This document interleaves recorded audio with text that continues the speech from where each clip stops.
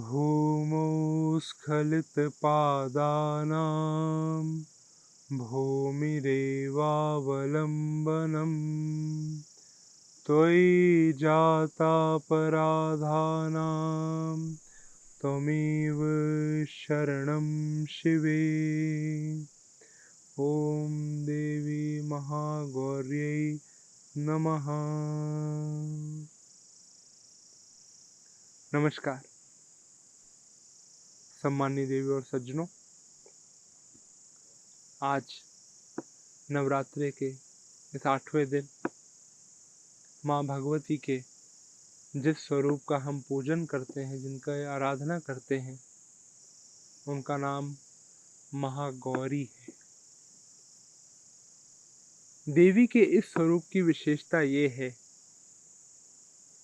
कि उनका जो वर्ण है, उनका जो रंग है शरीर का, वो पूर्ण रूप से श्वेत है, पूर्ण रूप से वो गौर है। इतना साफ है वे कि उसकी तुलना या उसकी उपमा हमेशा शंख या चंद्रमा से की जाती है।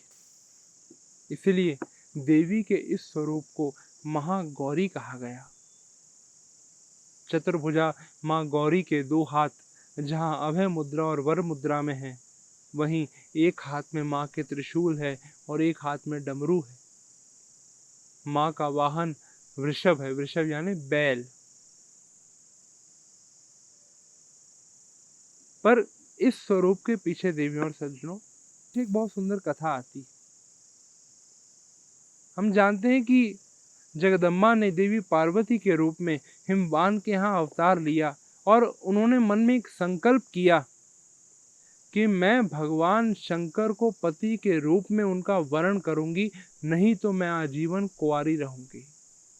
और भगवान शंकर को प्राप्त करने के लिए देवी ने एक कठोर तपस्या का मार्ग चुना। जब हम माँ ब्रह्मचारिणी की कथा सुन रहे थे, तब इस तपस्या का उल्लेख आता है कि कितनी कठोर तपस्या की उन्होंने। परंतु तपस्या का एक समय ऐसा आया जब उनकी ऊर्जा शिखर तक पहुंच चुकी थी और वो तपस्या का बिल्कुल अंतिम क्षण थे, जब भगवान शंकर, हम ये कह सकते हैं कि प्रसन्न होने ही वाले थे।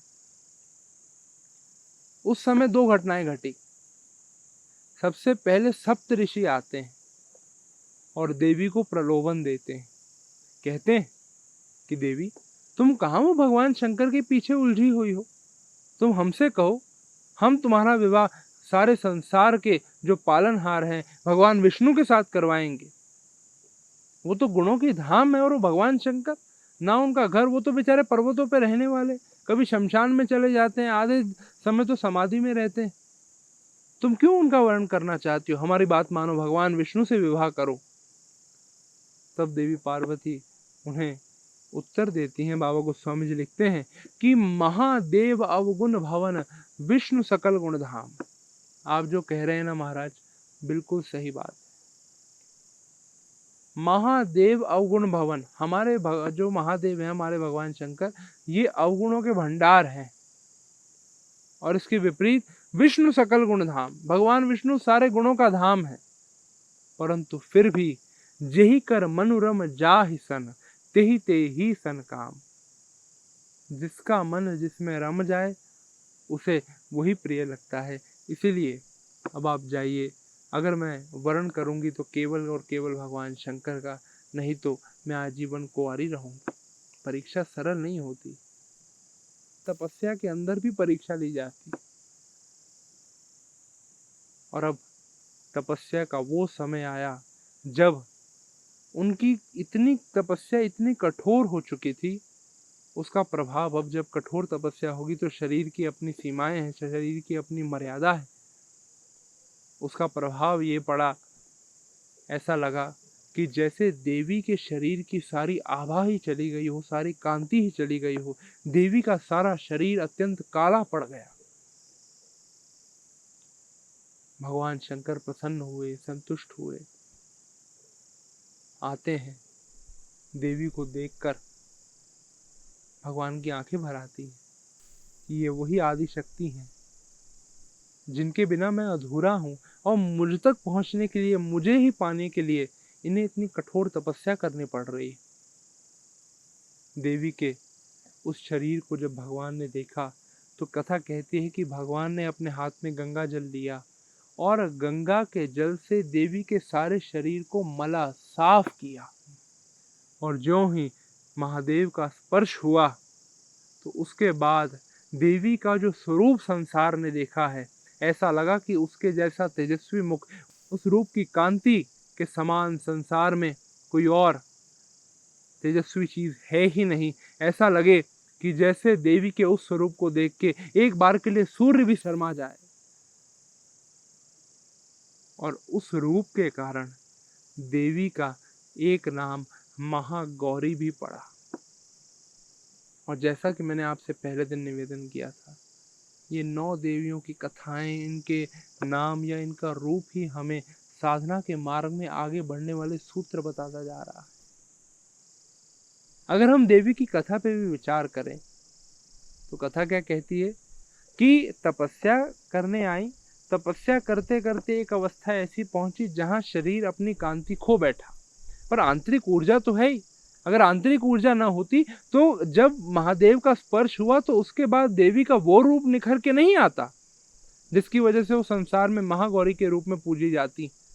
देवी और सज्जनों, कथा में जब महादेव का स्पर्श हुआ, देवी ने दोबारा अपनी कांति को प्राप्त कर लिया, और ऐसी कांति की जैसे संसार में आज से पहले ऐसा रूप किसी का न था। पर अगर हम साधना की बात करें तो साधना में इस बात से क्या अंतर पड़ता है कि आपकी त्वचा का रंग क्या है, वो काला है या गोरा है, इससे क्या अंतर पड़ना चाहिए। असल में आपकी त्वचा का रंग काला है या गोरा है, इससे कोई अंतर नहीं पड़ता, परंतु आपकी जो आभा है, जिसे अंग्रेजी में ऑरा कहते हैं, उसका क्या रंग है। आपकी साधना हो रही है या नहीं हो रही है, और नहीं हो रही है तो आपकी आभा का रंग किस ओर जा रहा है। आभा का भी एक रंग होता है। हम इसे ऐसे समझें कि हमने देखा होगा, आपने कभी कभी देवी देवताओं की फोटोज को देखिएगा, उसके उनके सर के पीछे एक चक्र सा बना होता है। वो चक्र क्या है, या आपने देखा होगा उनके सर के पीछे कोई ना कोई कुछ प्रकाश सा दिखाया जाता है चित्रों के अंदर, पर पीछे कोई लाइट नहीं लगी है। वो असल में उनकी आभा है, उनका तेज है, उनका वो आभा मंडल जिसे हम अंग्रेजी में ऑरा कहते हैं, ये उसे दर्शा रहा है। भगवान विष्णु के आप जितने चित्र देखने हैं देख लीजिए, भगवान विष्णु के शरीर का जो भी आपको चित्र मिलेगा उसमें उसका रंग नीला दिखाया गया है।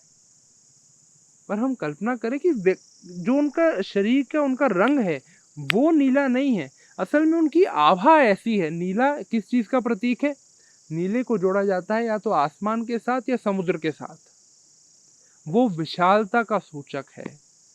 जिस तरह हमारे पास आसमान का कोई नाप नहीं है, जिस तरह आज तक हम समुद्र की था नहीं पा पाए, ठीक इसी तरह ईश्वर इतना विशाल है कि हम उसकी था नहीं पा सकते। यहाँ इस बात को प्रतीकात्मक रूप में कहा गया है, पर वो एक व्यक्ति की, किसी साधक की आभा होती है जो हमें, आपने कई साधकों को देखा होगा जो भगवे रंग, सफेद रंग, रंग का अलग प्रभाव है, कपड़े के रंग का, उसका भी एक प्रभाव पड़ता है साधना पर, परंतु वो कहीं ना कहीं एक आभा को दर्शाता है कि अब उनके जो चक्र हैं, चक्र का अपना रंग होता है, आभा का अपना रंग होता है। जो व्यक्ति तामसिक गुणों से भरा हो, जो हमने तमस और रजस की पहले चर्चा की, जो व्यक्ति जितना सात्विक होगा उसकी आभा का रंग जो होगा वो उतना ही साफ होता चला जाएगा, और जो जितना तामसिक विचारों वाला होगा, जिसके कर्म में जितना ज्यादा तमस होगा, उसकी आभा का रंग उतना ज्यादा काला होता चला जाएगा। यहाँ पे जब हम बात कर रहे हैं कि श्वेत रंग है देवी का, तो श्वेत रंग का भाव है कि आभा मंडल को अपनी साधना से शुद्ध करना। यहाँ पे ये सूत्र मिल रहा है हमें। इसको आप और सरल रूप में समझ सकते हैं कि आपने कई बार किसी साधु के चेहरे को देखिए आप, हम कई बार नहीं कहते कि वो महाराज के चेहरे पे तो क्या तेज था। ये मैं जानता हूँ कि वैसे लोगों को, अधिकतर लोगों को पता नहीं होता कि तेज क्या होता है, या तेज को महसूस वो इतना कर नहीं पाते, पर कहते हैं हम कि किसी के बहुत कम लोग होते हैं जो चेहरे का भी तेज देख पाते हैं। परंतु चेहरे का तेज दिखे ना दिखे, अगर आप कमरे में बैठे हैं, किसी व्यक्ति, कोई ऐसा व्यक्ति होता है जिसके आने से एकदम से कमरे का वातावरण बदल जाता है, तो वो उसकी आभा का प्रभाव है। उसके आभा मंडल के क्षेत्र में जो व्यक्ति आएगा, उसके विचार उस दिशा में दौड़ने लगते हैं, और वो आभा मंडल जितना ज़्यादा साफ होगा, वो आपकी साधना में उतनी ही जल्दी वृद्धि होगी, आपकी साधना का फल उतनी जल्दी व्यक्ति को मिलना शुरू होता है। और रही बात इस आभा मंडल को शुद्ध करने की, इसको साफ करने की, तो उसके लिए वैसे बहुत सारे उपाय हैं। मूल रूप से व्यक्ति को शारीरिक और मानसिक पवित्रता बनाए रखना चाहिए। शारीरिक रूप से पवित्र होने के लिए भी बहुत सारी चीज़ें, हम चाहें तो हम दिन में व्यक्ति को सुबह शाम, या सुबह एक बार उठने के बाद और रात को सोने से पहले दो बार वो स्नान कर सकता है। जो लोग किसी विशेष तरह की साधना करते हैं या तपस्या करते हैं किसी विशेष तरह की, तो उसमें आप उन्हें पाएंगे कि वो दिन में 6-6, 8-8 बार नहाते हैं। कोई मैल नहीं उन्हें चढ़ती। परंतु जब हम नहाते हैं, जब पानी, बल्कि मैं कहूँ कि हम जितने केमिकल्स वगैरह यूज़ करते हैं, इनको कम करें तो बेहतर है। इनके बिना जब हम पानी को अपने मस्तक पे डालते हैं और वो पैर तक जाता है, तो उसका प्रभाव सिर्फ ये नहीं होता कि वो शरीर को साफ करता है, वो अपने साथ बहुत सारी चीज़ों को साफ करता हुआ चला जाता है। आप कभी देखिएगा, आप बहुत थके हुए हों या आपको कोई तनाव हो, कोई टेंशन हो, आप एकदम से थोड़ा-सा गर्म पानी से नहीं, अगर आप ठंडे पानी से नहा लेते हैं, तो आप अपने आप को बहुत फ्रेश, बहुत तरोताज़ा महसूस करते हैं। उसका कारण सिर्फ ये नहीं है कि उसने शरीर की, अगर आपका शरीर मैला नहीं होगा, उसके बाद भी आप नहाएँगे, तब भी आपको वो अनुभूति होगी। क्योंकि जब पानी ऊपर से नीचे की ओर बहता है, तो वो सिर्फ शरीर को साफ नहीं करता और बहुत सारी चीज़ों को अपने साथ बहा कर लेके जाता है। दूसरी चीज़ आपने देखा होगा कि आजकल शरीर के ऊपर माटी का लेप किया जाता है। मैं तो कहता हूँ माटी का लेप करो ना करो, आजकल तो हमारे पैर, हमारे हाथ गंदे ही नहीं होते। हमारे तो पहले तो एक घरों में एक अच्छी संस्कृति थी कि घरों के अंदर चप्पल या जूते नहीं लेके जाते थे। और फिर एक समय आया कि घर में वैसे हम चप्पल जूते पहन लेते हैं, पर किचन में नहीं, हमारी रसोई में चप्पल जूते नहीं जाएँगे। फिर अब ऐसा है कि अब तो बाथरूम के लिए अलग स्लीपर है, घर में घूमने के लिए अलग स्लीपर है, बाहर जाने के लिए अलग चप्पल है, तो हमारे ना पैर गंदे हो रहे हैं, ना हाथ गंदे हो रहे हैं। पहले भोजन भी हाथ से किया जाता था। तो जब मैं ये जो माटी के लेप की बात कर रहा हूँ, और कुछ नहीं हम कर सकते, तो कई बार आपके कहीं कोई गार्डन हो, कोई, आप अपने हाथ और पैर को मिट्टी के संपर्क में बनाए रखिए, क्योंकि हमारा शरीर ओवरऑल मिट्टी से बना हुआ है। आप प्रकृति के से जितना जुड़े रहेंगे, इससे जितना ज़्यादा स्पर्श में रहेंगे, आपकी आभा में उतनी कांति आती जाएगी। मैंने कहा ना, इसके शरीर की त्वचा के रंग से कोई फ़र्क नहीं पड़ता। आपकी त्वचा का उससे क्या रंग हो रहा है, क्या नहीं हो रहा है, इससे कोई मतलब नहीं। परंतु आपकी साधना के लिए ये बहुत लाभकारी है। और आजकल तो आपने से अग्नि स्नान भी होता है। जैसे ये माटी जल स्नान हो गया, माटी अग्नि स्नान भी होता है। अग्नि स्नान का मतलब ये नहीं कि आग में जाके बैठना है। अग्नि स्नान में जैसे किसी व्यक्ति को, घर के बुजुर्ग नहीं कहते थे कि नज़र लग गई, तो नज़र लगने के समय घर में क्या होता है, एक कोई जोत जलाई जाती है या दिया जलाया जाता है। तो घर की जो बुजुर्ग महिला है, जिसको नज़र उतारनी आती है, वो क्या करेगी कि वो आपके पैर से लेके ऊपर सिर तक वो पूरे ऐसे दिए को घुमाएगी। वो आपके शरीर के हर अंग के पास से उस अग्नि को गुजारेगी। वो इतने पास से गुजरेगी वो अग्नि, कि आपके त्वचा के हर अंग को उस अग्नि की गर्मी का एहसास होता रहेगा। उसे एक तरह का अग्नि स्नान ही कहते हैं। या हम और सरल रूप में समझें कि जब हम ध्यान लगाते हैं, तो आपने देखा होगा बहुत लोगों की ये आदत होती है कि ध्यान लगाते समय वो अपने सामने एक जोत जला लेते हैं। ये बहुत अच्छी आदत है। जिन लोगों का ध्यान आसानी से नहीं लगता, वो ये एक प्रयास कर सकते हैं कि जब आप ध्यान लगा रहे हैं, तो आप अपने सामने एक जोत जगा लीजिए। बल्कि मैं तो कहता हूँ कि जब हम रात को सो रहे हों, या तब समय हो, या कुछ घरों में जिनके यहाँ ठाकुर द्वारा है, भगवान की पूजा होती है, ये घर में नियम होना चाहिए कि सुबह एक बार जोत जलेगी और शाम को एक बार जोत जलेगी। घर में अग्नि संसार की सबसे पवित्र वस्तु है। संसार की कोई ऐसी धातु नहीं है जो अग्नि में जाकर पिघल ना जाए। इसलिए यज्ञ हवन के समय अग्नि को जलाया जाता है। तो ऐसे और बहुत सारी चीज़ें हैं। शारीरिक शरीर का ध्यान रखना, उसके लिए हम अच्छा भोजन कर सकते हैं। अच्छा भोजन भाव यहाँ पे स्वाद की बात नहीं हो रही, अच्छा भोजन यानी ऐसा भोजन जो हमारे लिए बहुत पौष्टिक हो और जिसके पाचन में ज़रूरत से ज़्यादा समय ना लगे, जो जल्दी पच जाए, हमें ऐसा भोजन करना चाहिए। और इसमें आनंद की बात बताऊँ कि जो मांसाहार करते हैं, मैं उन्हें कहना चाहूँगा कि जो हम नॉन-वेज खाते हैं ना, ये पचने में जितना ज़्यादा आपका भोजन जितने ज़्यादा देर तक आपके पेट में रहेगा, उतनी ज़्यादा संभावनाएँ हैं कि आपको उतने ज़्यादा रोग लग सकते हैं। रही बात भोजन की, उसके बाद हम कपड़े पहनते हैं। ये छोटी-छोटी चीज़ें हैं, ये साधना, ये मैंने कहा ना, ये आपके आभा मंडल को उसको कांति प्रदान करने में एक बहुत बड़ी भूमिका अदा करती। जब हम कपड़े पहनते हैं तो हम एक ध्यान रख सकते हैं कि ये मैं उनके लिए कह रहा हूँ जो कोई ना कोई साधना कर रहे हैं। आप कुछ भी नहीं कर रहे हैं तो उसके बाद तो आप जो मर्ज़ी कर सकते हैं, वो बात अलग है। परंतु जो कोई साधना कर रहे हैं उसमें हमें ध्यान रखना चाहिए कि हम ज़्यादा कहीं पॉलिस्टर वाले या जिसमें ज़्यादा सिंथेटिक हो, हम ऐसे कपड़े ना पहने। आपने देखा होगा जितने साधु महात्मा होते हैं, ये अक्सर खुले-खुले कपड़े पहनते हैं या बिना सिले हुए कपड़े पहनते हैं। कॉटन पहनेंगे या ऐसे रंग के कपड़े पहनेंगे जो रंग बहुत उनका जो एक तो उनकी तासीर है, बहुत शांत है। लाइट कलर्स जिन्हें हम कहते हैं, उसका कारण है।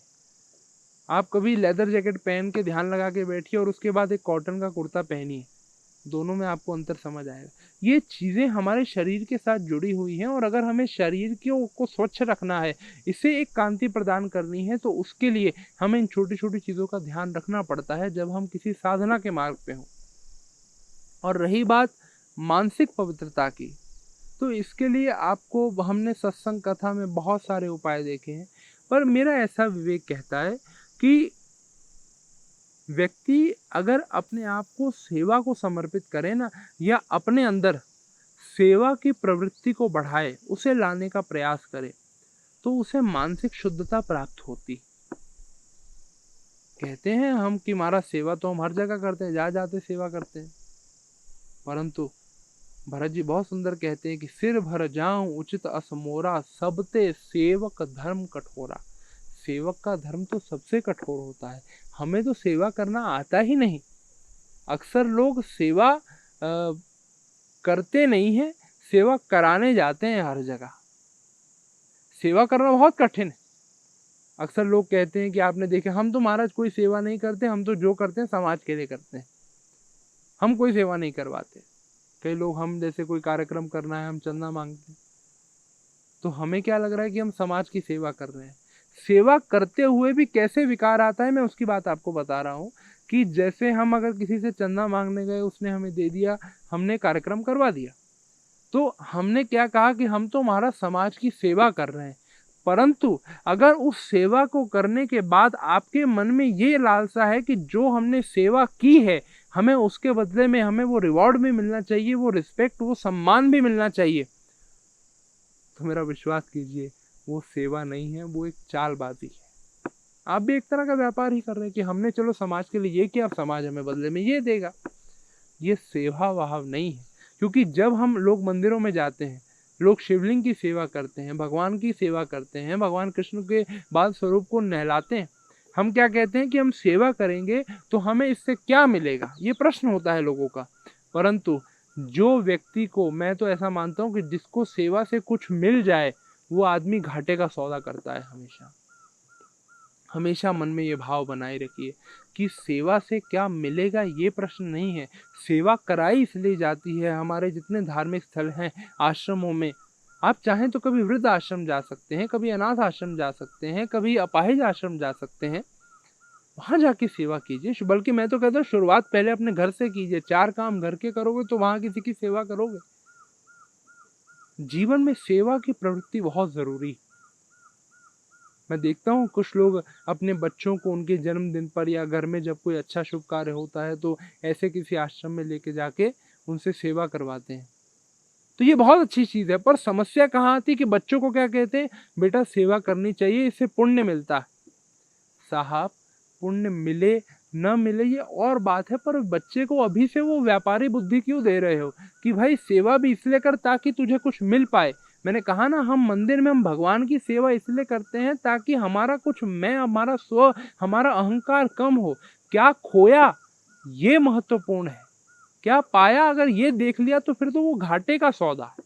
सच में बहुत जो लोग सेवा के मार्ग पे हैं, मैं उनसे निवेदन करूं कि सेवा का आपको अगर फल देखना हो तो ये मत देखिए कि आपको क्या मिला है, ये देखिए कि जब आपने सेवा शुरू की थी तब आपके अंदर कितना मैं था, और आज इतनी सेवा करने के बाद आप जिस अवस्था में हैं, अब आप कितना कुछ खो चुके हैं। तब व्यक्ति को सेवा का सही फल मिलता है। देवियों और सज्जनों, हम संतों के यहाँ जाते हैं, गुरु आश्रम में जाते हैं, मेरा निवेदन है ऐसे स्थानों पे जब हम जाएं तो सेवा कराने के भाव से मत जाइए, सेवा करने के भाव से जाइए। इसका फल धीरे धीरे इस रूप में मिलता है। मुझे एक प्रसंग याद आता है कि एक शिष्य गुरुजी से दीक्षा लेकर सारी शिक्षा लेने के बाद अपने जीवन कार्य में अपने दिनचर्या को आगे बढ़ाते हुए सब संसार की अलग अलग जिम्मेदारियों को पूरा करते हुए उनमें उलझ गया। एक बार बड़ा हताश सा होकर गुरुजी के पास आया और कहता है कि गुरुजी, मैं सेवा करता हूँ, साधना करता हूँ, पर ऐसा लगता है कि इसका मुझे कुछ लाभ नहीं हो रहा।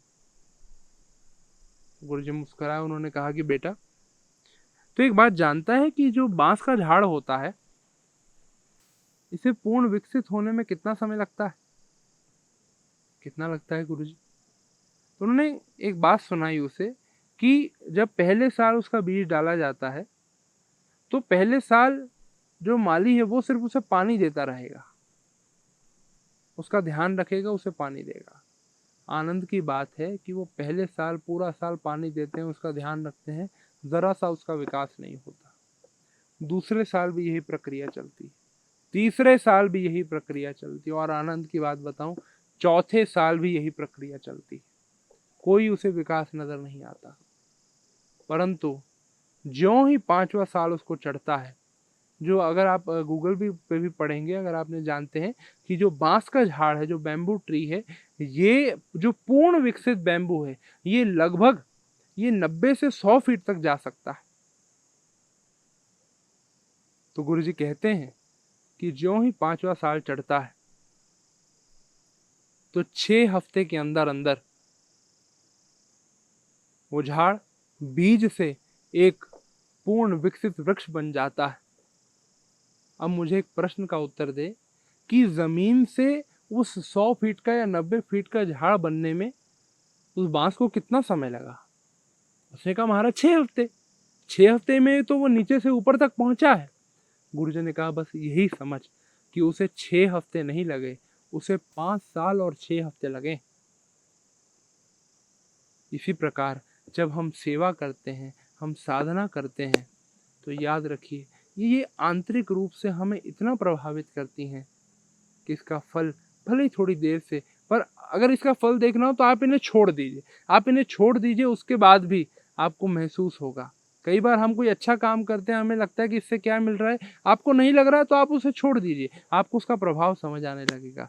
देवियों और सज्जनों, तो इसी प्रकार जब हम शरीर और मानसिक रूप से अपने आप को सेवा, और शरीर के लिए मैंने कुछ बिंदुओं पे आपसे चर्चा की, जब इनका ध्यान रखते हैं तब व्यक्ति का वो आभा मंडल बनता है, व्यक्ति को वो आभा प्राप्त होती है, व्यक्ति का जो ऑरा होता है वो साफ होता चला जाता है धीरे धीरे। मेरा विश्वास कीजिए, आप अपनी इस कांति को, इस ऑरे को जितने ज़्यादा शुद्ध करते चले जाएंगे, आपको अपनी साधना में उतना ही फल मिलता चला जाएगा। बस इसलिए आज माँ गौरी के संबंध में मैंने आपसे चर्चा की, और हमारा 8वां सूत्र यही था कि साधक को इस बात का ध्यान रखना चाहिए कि जो उसका आभा है, जो उसकी आभा मंडल है, वो जितना ज़्यादा शुद्ध रहे उतना उसकी साधना के लिए अच्छा होगा, उसकी साधना के लिए बेहतर होगा। कल 9वां आखिरी नवरात्रा है। कल इस साधना सूत्र की जो श्रृंखला है, हम उसको विश्राम देंगे। कल इस सूत्र पे चर्चा करेंगे जिससे साधना अपने शिखर को प्राप्त करती है। कल आपसे मुलाकात होगी, तब तक के लिए नमस्कार, जय माता दी।